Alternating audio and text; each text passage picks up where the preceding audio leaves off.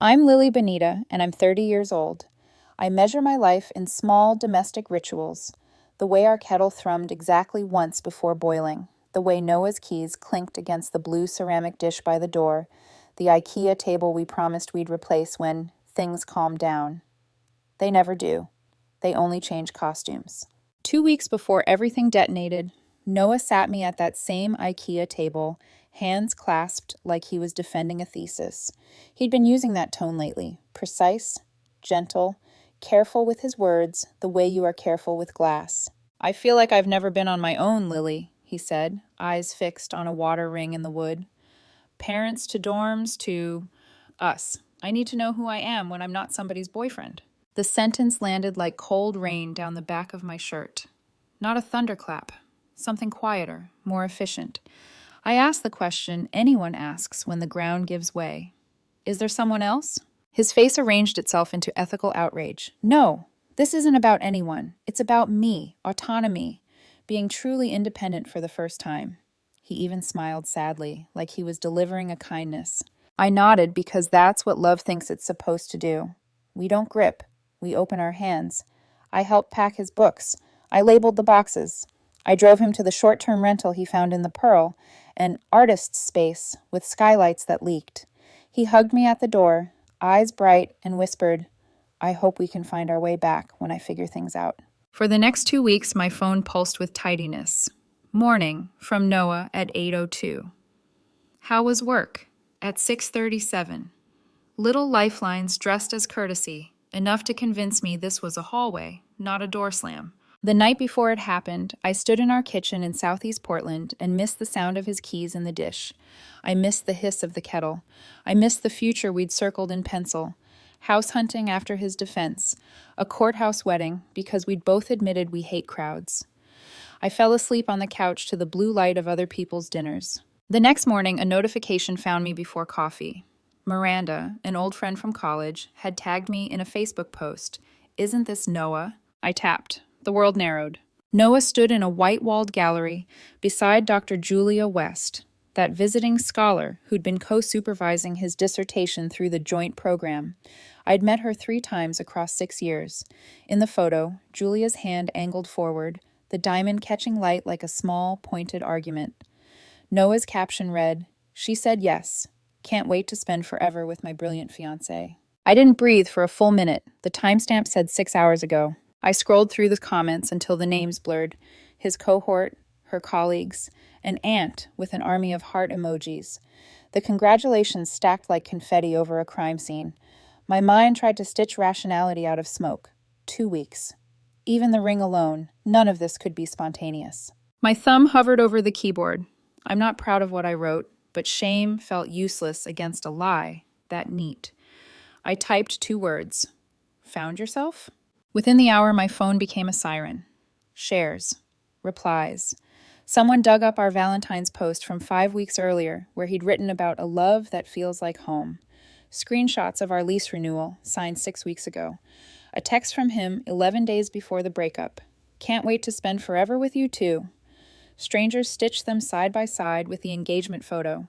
The internet loves symmetry. Cruelty hides in neat lines. I sat at the IKEA table until afternoon turned the room the color of dishwater, watching my life reframed by people who didn't know me. It's a funny thing, public heartbreak. Private pain is a bruise under clothing.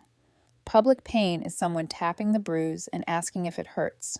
Jenna let herself in around dusk. My older sister is a human fire escape.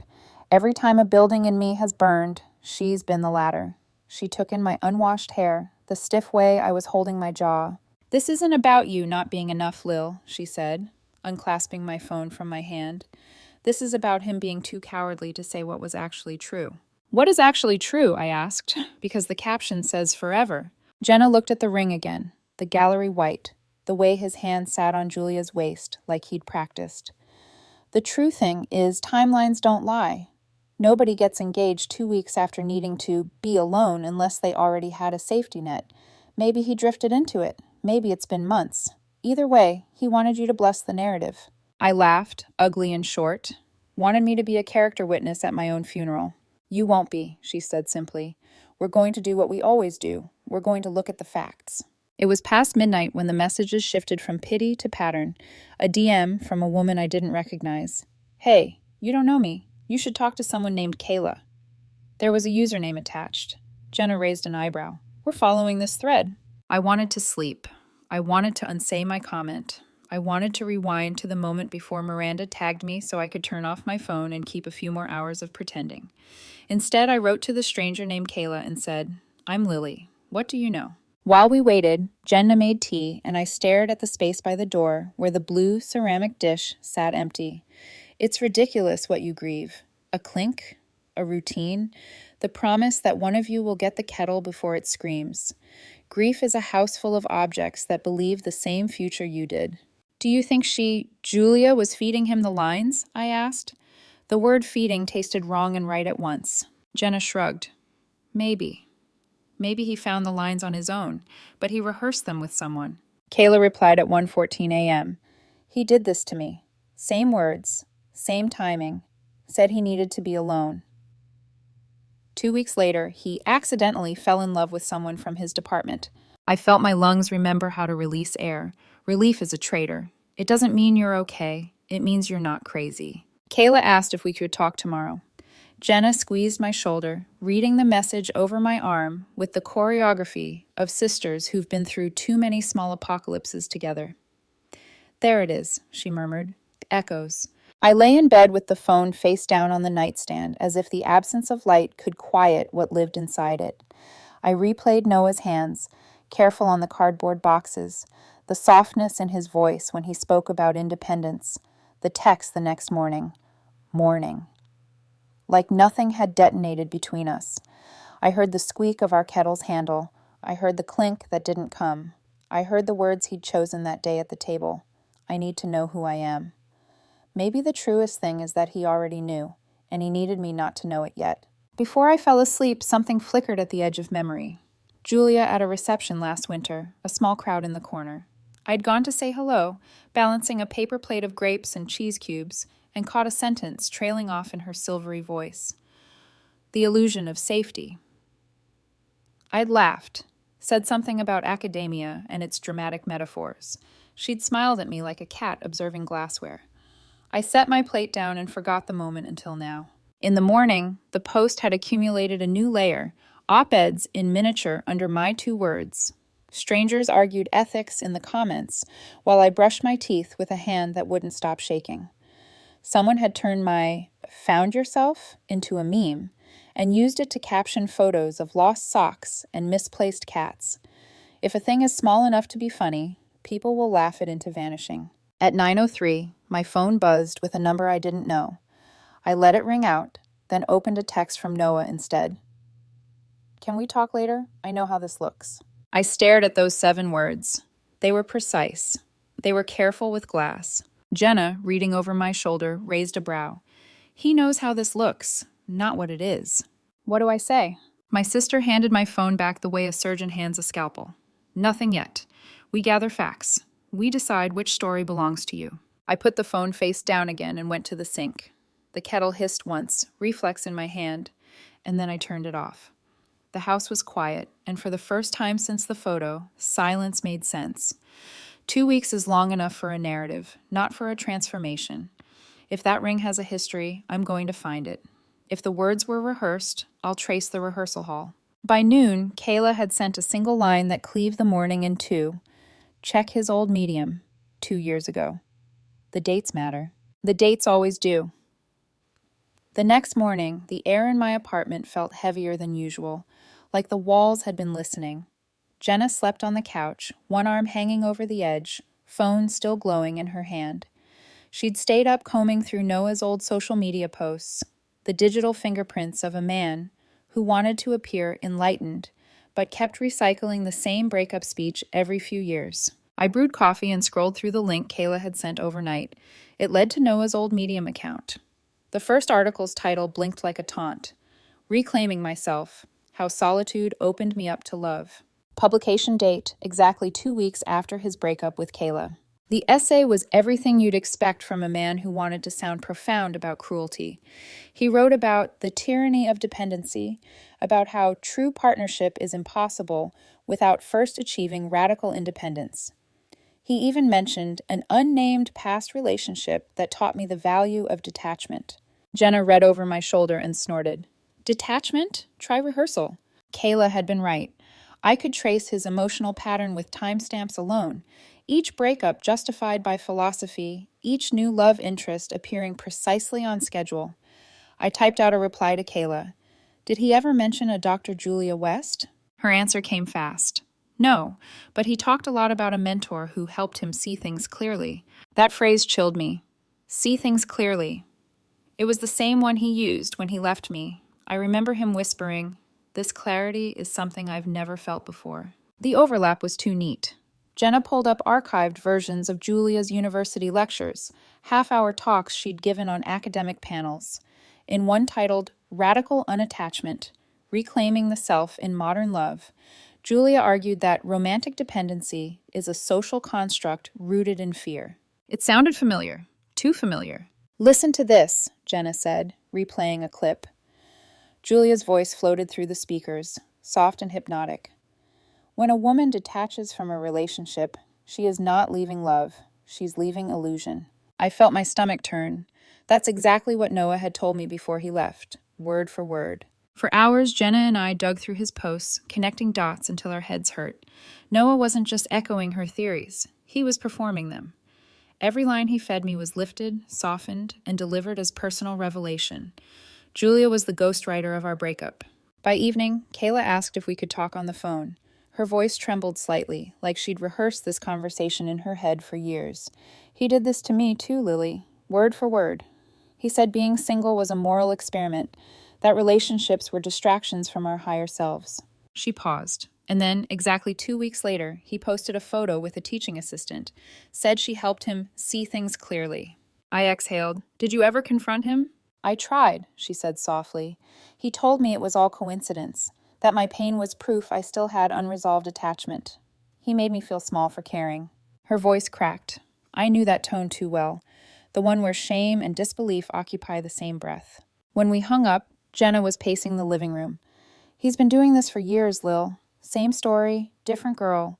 He hides behind academic language so he can rewrite the narrative every time. But this time, I said quietly, there's a co-author. We spent the next few days piecing together evidence, screenshots, timestamps, captions. Every image told a similar story. Julia's voice echoed behind Noah's posts, the same philosophies, the same justification for abandoning partners in the name of self-discovery.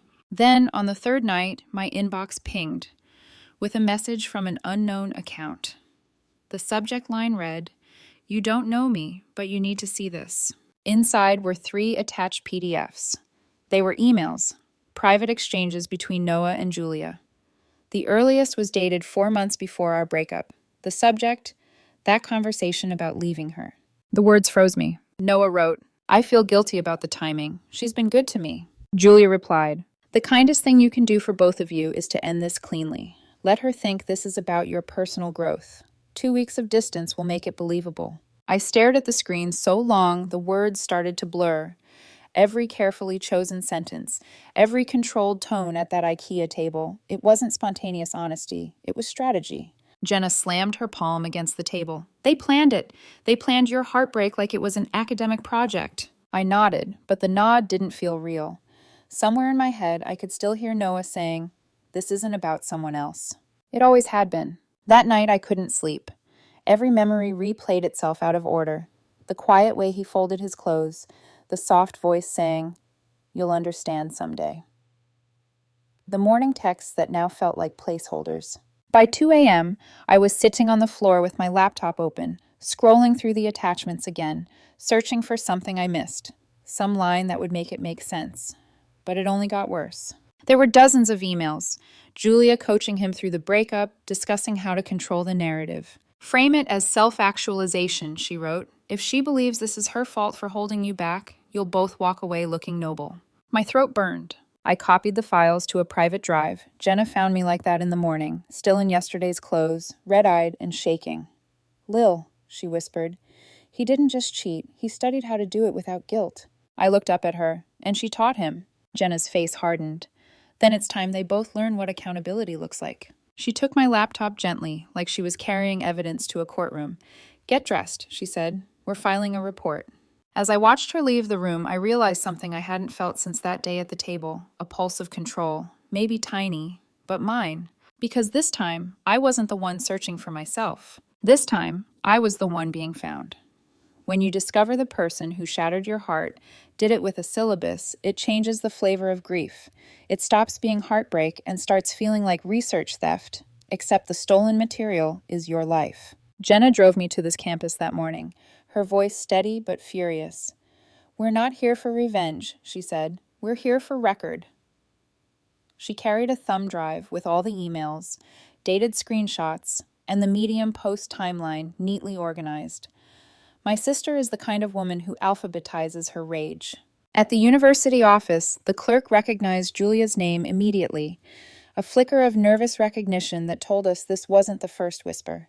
We submitted everything, the emails, the screenshots, the pattern. The clerk promised an internal ethics review would be opened. On the ride home, Portland's drizzle softened into a steady gray sheet. I watched raindrops merge on the passenger window and thought about the phrase Julia had written to Noah. Let her think this is about your personal growth. It wasn't just manipulation, it was choreography. She'd turned empathy into a disguise. That night, my phone buzzed again. The same anonymous account that had sent the emails messaged, "There's more, but you need to promise anonymity. Julia has done this before." We met the next afternoon at a tiny cafe downtown. The girl couldn't have been more than 23.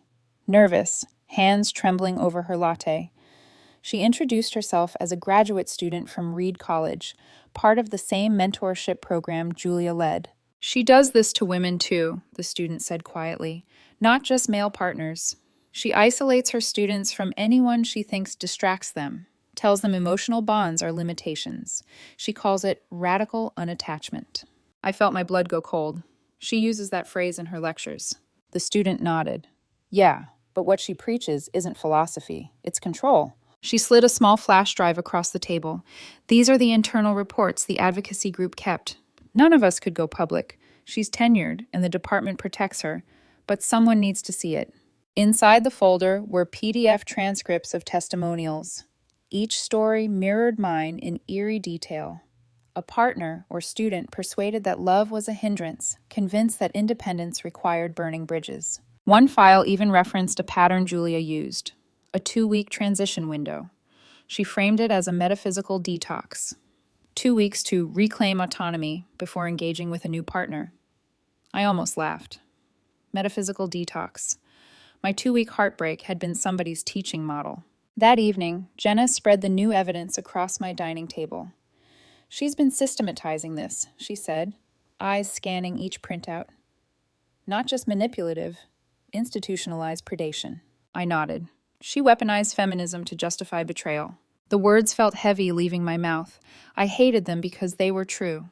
Julia had hijacked a language meant for liberation and turned it into armor for deceit. Later that night, Jenna found a conference video from 2 years ago, Julia giving a keynote titled Radical Unattachment, Disassembling Monogamy's Illusion of Safety. We watched it together, the glow of my laptop painting the walls in pale blue. Julia stood under soft stage lights, voice low and mesmerizing. Safety is often an illusion granted by dependency. Detachment, when done ethically, allows the individual to reclaim authorship of her narrative. Jenna hit pause. She's quoting her own playbook. I stared at the screen, and Noah was her latest case study. Something inside me snapped then, not out of anger, but out of clarity. For months, I'd felt like an abandoned lover, too small to contain the weight of betrayal. But what if I was never a partner in a romance? What if I'd been a participant in someone else's experiment? It was almost funny. I'd spent 6 years building a life with a man who saw me as raw data, and the woman who encouraged it all had framed it as enlightenment. The next morning, I received an email from the university's ethics department. They had opened a joint investigation with Reed College. They thanked me for my courage and assured me my materials would remain confidential. 2 days later, an article started circulating through academic Twitter. Whispers of misconduct. philosophy department faces allegations of manipulative practices. Names weren't listed, but the details were unmistakable. By nightfall, Julia's personal website went dark. Her faculty profile page disappeared the next day. But the silence didn't last long. On social media, Noah posted a photo of himself hiking through Forest Park, captioned, "Growth means letting go of narratives that no longer serve your truth." Jenna nearly threw her phone. He's still performing philosophy like it's PR cleanup. I stared at the photo for a long time. He doesn't know any other language. Julia taught him that feelings are branding. The irony was unbearable. While he posed under filtered sunlight, a growing number of students were emailing me their stories. Small, trembling paragraphs that all started the same way. I thought I was alone. By the end of the week, there were 11 messages. 11 women and men, all describing how Julia had encouraged them to sever emotionally restrictive relationships. Jenna looked at the inbox, jaw tight. "This isn't just misconduct, Lily. This is indoctrination." That night, I drafted my own letter, not to the universities this time, but to the group of students who'd written to me. It wasn't angry, just steady. They convinced us that detachment is strength, but real strength is choosing connection, even after someone uses it against you. You aren't broken for loving. You're alive. I hit send and felt something shift, a quiet reclaiming of my own voice from the jargon that had drowned it. When I went to bed, I dreamt of that IKEA table again. Only this time, the seat across from me was empty by choice, because the next conversation about finding myself would be mine. The first official email arrived on a Thursday morning. Subject, Notice of Preliminary Action. Dr. Julia West. I reread it 3 times before it sank in. Reed College had placed Julia on administrative leave pending a formal investigation. The message thanked me for the evidence I'd provided. They called it vital to understanding a wider pattern of ethical violations. I stared at those words for a long time. Wider pattern. It meant I wasn't an isolated case. It meant the chaos that tore through my life had been rehearsed over and over in other people's stories. Jenna was the first person I called. She didn't cheer or gloat. She just said, "Good. One less ghost walking around pretending to teach empathy." But the relief didn't feel clean. It never does when justice drags ghosts into daylight. I thought of Noah, of how he'd been both student and accomplice, both victim and instrument. The truth complicated everything. That evening, the university news site broke the story publicly. The article mentioned multiple complaints, confirmed Julia's suspension, and referenced a concerning overlap between academic influence and personal manipulation. My inbox filled with messages again, this time from strangers. Some thanked me for speaking out. Others shared their own experiences with professors who blurred lines in the name of intellectual freedom. One message stood out.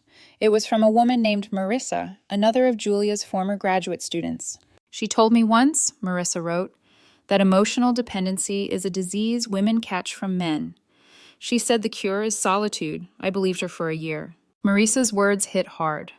How many people had lost something irreplaceable under the guise of enlightenment? That night, as Portland's streetlights painted amber veins across my ceiling, my phone buzzed. Noah. "Can we talk?" I stared at the screen for a long time. It had been almost 6 months since I last saw his name light up my phone. When I didn't answer, another message came. "I know you've seen what's happening. I didn't realize how far she'd gone. I'm sorry, Lily. Truly." The apology was brief, almost professional. He added, "I've been doing therapy, trying to understand what I became in all this. I want you to know I didn't mean to hurt you. I thought I was choosing growth." Growth. The word twisted in my stomach like a bad taste. Jenna, sitting across from me, caught my expression. "What's he saying?" "Exactly what you'd expect," I said flatly. "He's found another narrative to hide behind." Jenna crossed her arms. "Are you going to respond?" I shook my head. "Not yet, maybe not ever." She studied me for a long moment, then nodded. "Good. He's still trying to make it about his journey." That night, I scrolled through Noah's social media out of morbid curiosity. He'd deleted most of the engagement photos, but a few remained, captions rewritten to sound philosophical instead of romantic. Sometimes endings are beginnings disguised as mirrors.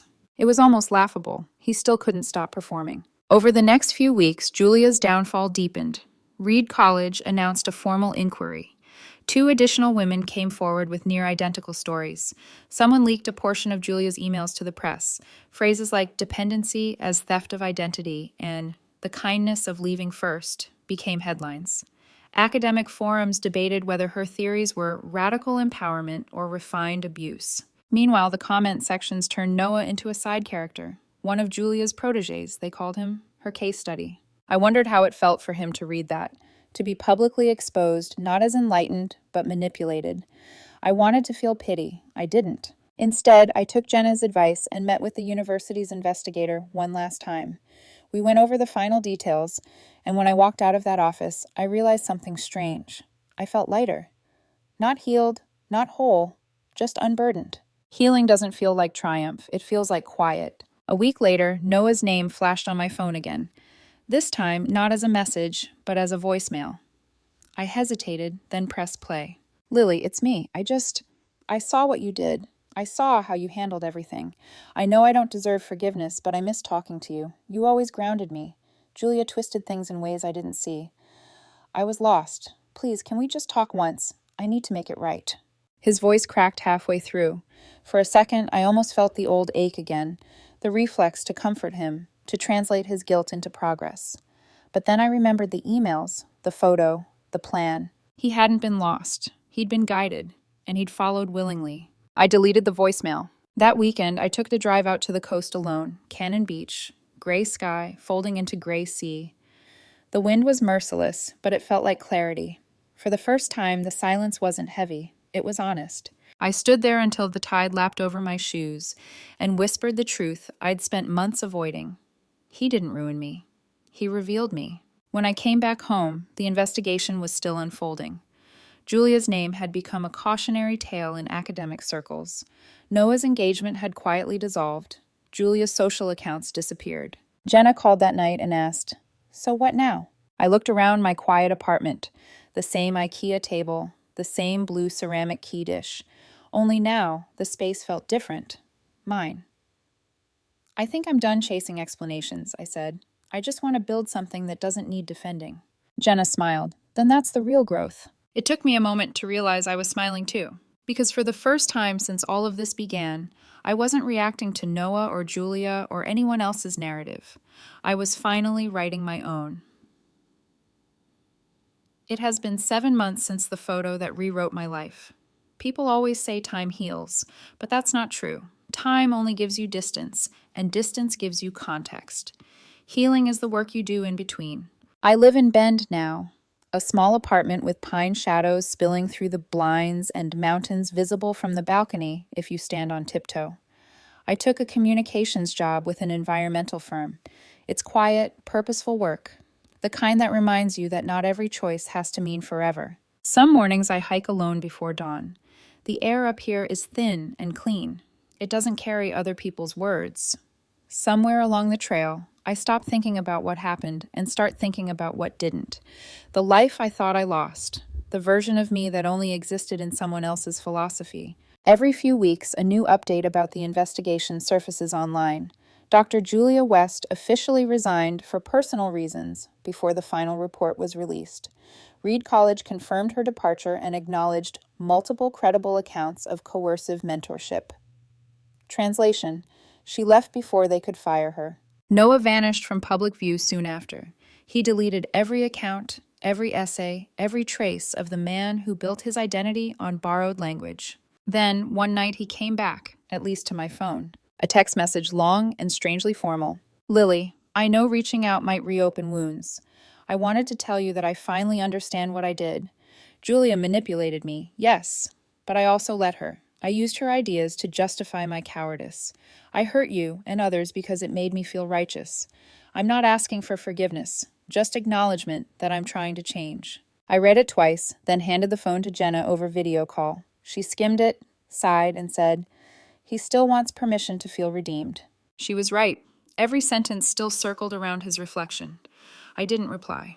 2 days later, he tried again. An email this time, shorter, more human. "I saw your quote being shared from that letter you wrote to the other students. Real strength is choosing connection, even after someone uses it against you. You were right. I'm trying to do that now." For a moment, I almost typed something back. A polite, "I wish you peace." But then I realized that's still participation, so I closed my laptop and went for a walk instead. Some stories don't end in reconciliation. Some just stop demanding your participation. That night, I sat at the same IKEA table that followed me from Portland. The corners were chipped now, but I kept it. A relic, maybe, or a reminder that objects only mean what we let them. I opened my notebook and wrote a sentence that felt like both confession and declaration. I don't need closure from the people who broke me. I can give it to myself. And for the first time, it felt true. A month later, Jenna sent me a link with no explanation. It was a small blog post from a graduate student forum, another 2-week enlightenment story. Someone new, anonymous, but clearly describing a similar pattern, had exposed a professor using Julia's same rhetoric. 2 weeks of independence, a new relationship, the same script.